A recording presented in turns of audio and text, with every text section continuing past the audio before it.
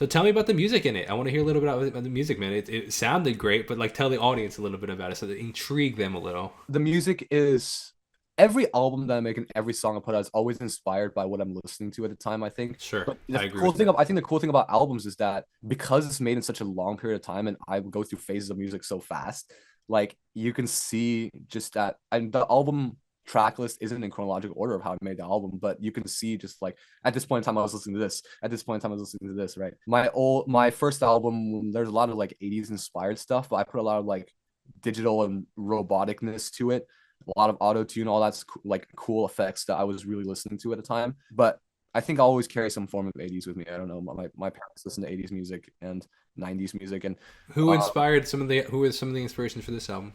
well, I played, I think in turn, there's a song called Rhythm on it. And I put it out earlier this year. Didn't know it was going to be on the album, but I felt it fit the album really well.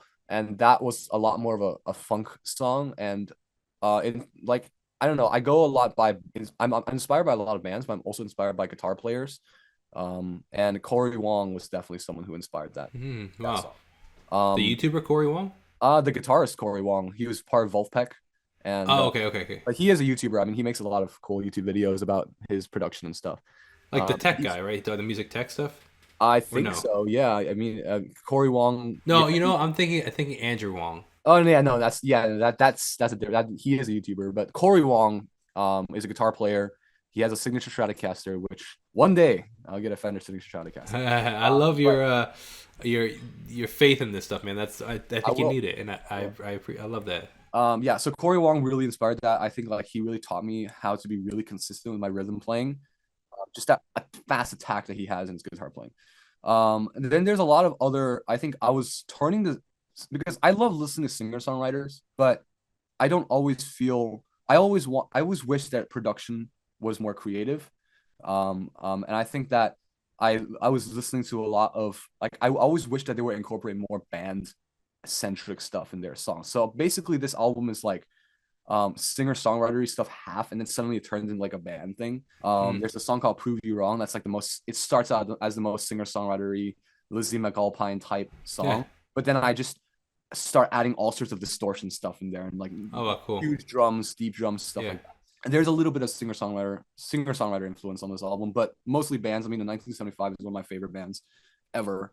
And I feel like I was talking to somebody about this. I feel like all the music that I listen to is just controversial at some point, or like if it's not controversial now, it's gonna be controversial later. Like John Mayer, I got into him in like the pandemic, and I loved him, and I was listening to him, and then one of my friends is like, he's a jerk, right? And I was like, and anyways, Mayer always inspires my stuff, but I think in terms of this album, I was really looking for something that was different and different from my last album. So I started getting into like all sorts of different fusion R&B stuff, right? But most of where this like stuff is coming is from my bandmates. I would bring songs to my bandmates, and they would give me feedback and stuff. And not we didn't write a lot of this stuff together, but just playing with them inspired me to play a different way. And that's where a lot of like these songs are.